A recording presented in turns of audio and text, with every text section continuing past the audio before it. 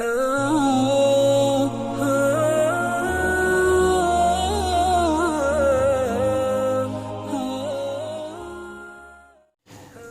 اللہ الرحمن الرحیم۔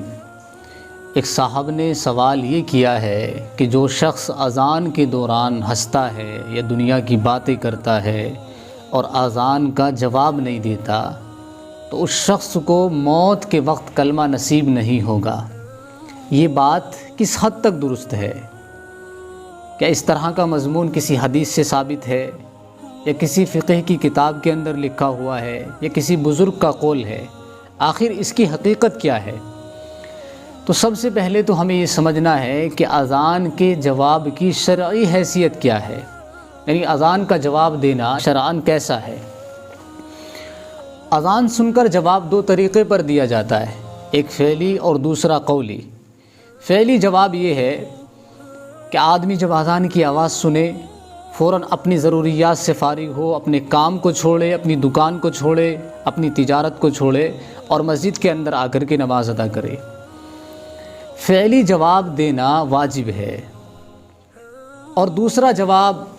جو قولی ہے، جو زبان کے ذریعے سے دیا جاتا ہے، یعنی وہی کہے جو مؤذن کہتا ہے، اس کی شرعی حیثیت یہ ہے کہ یہ واجب نہیں ہے بلکہ مستحب ہے، اور اس کی بڑی فضیلتیں ہیں۔ احادیث کے اندر اللہ کے نبی پیغمبر صلی اللہ علیہ وسلم نے اس کی طرف ترغیب بھی ہمیں دلائی ہے۔ مسلم شریف کے اندر حدیث موجود ہے، حضرت عمر رضی اللہ تعالیٰ عنہ اس کے راوی ہیں، فرماتے ہیں کہ اللہ کے نبی صلی اللہ علیہ وسلم نے ارشاد فرمایا کہ جب مؤذن اللہ اکبر کہتا ہے اور اس کو سن کر کوئی اس کے جواب میں اللہ اکبر کہتا ہے اور پھر مؤذن اشہد اللہ الہ الا اللہ کہتا ہے اور جواب میں سننے والا اس کے اشہد اللہ الہ الا اللہ کہتا ہے اور پھر مؤذن اشہد ان محمد الرسول اللہ کہتا ہے اور سننے والا اس کے جواب میں اشہد ان محمد الرسول اللہ کہتا ہے اور پھر مؤذن حی علی الصلاۃ کہتا ہے اور سننے والا اس کے جواب میں لا حول ولا قوت الا باللہ کہتا ہے اور پھر مؤذن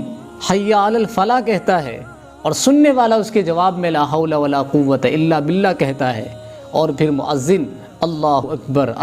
اکبر کہتا ہے اور سننے والا اس کے جواب میں بھی اللہ اکبر کہتا ہے اور پھر مؤذن لا الہ الا اللہ کہتا ہے اور سننے والا اس کے جواب میں لا الہ الا اللہ پورے صدق دل کے ساتھ، یقین کے ساتھ، پورے ایمان کے ساتھ کہتا ہے، تو ایسے شخص کو اللہ تعالیٰ جنت میں ضرور داخل فرمائے گا۔ اسی طرح کی ایک روایت اور موجود ہے مسلم شریف کے اندر،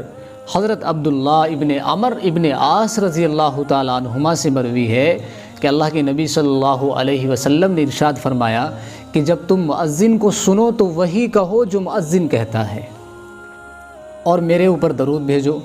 جو شخص میرے اوپر درود بھیجتا ہے اللہ تعالیٰ اس پر اپنی 10 رحمتیں نازل فرماتا ہے۔ اور میرے لیے وسیلے کی دعا مانگا کرو۔ وسیلہ جنت کے اندر ایک مقام ہے، ایک خاص عہدہ ہے جو اللہ تعالیٰ اپنے نیک بندوں میں سے کسی ایک کو عطا فرمائے گا، اور مجھے اللہ کی ذات سے امید ہے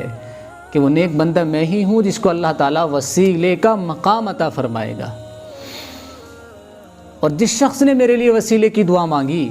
اس شخص کے لیے قیامت کے روز میری شفاعت واجب ہو گئی۔ اب آپ اندازہ لگائیں اس بات سے، ان روایات سے، کہ اذان کا جواب دینا کتنی بڑی فضیلت رکھتا ہے، کتنا بڑا ثواب رکھتا ہے۔ اور ہم اذان کے بعد جو دعا پڑھتے ہیں، اللہم رب ھذہ الدعوۃ التامہ والصلاۃ القائمہ آتی محمدًا الوسیلۃ والفضیلہ، دراصل ہم اس دعا کے اندر رسول اللہ صلی اللہ علیہ وسلم کے لیے وسیلے کی دعا مانگ رہے ہوتے ہیں۔ اس لیے کہا جا رہا ہے تاکید کے ساتھ کہ اذان کے بعد کی دعا پڑھا کرو، تو اس دعا کا اہتمام کرنا چاہیے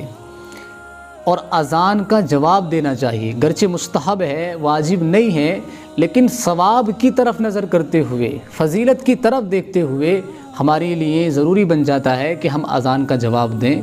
اور اذان کے دوران فضول باتوں سے، لغویات سے، غیر ضروری کاموں سے ہم پرہیز کریں۔ لیکن جہاں تک اس بات کا تعلق ہے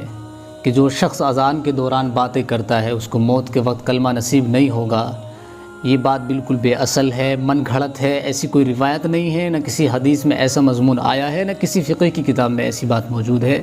اس لیے ایسی باتوں سے پرہیز کرنا چاہیے۔ اللہ تبارک و تعالی ہم سب کو عمل کی توفیق عطا فرمائے۔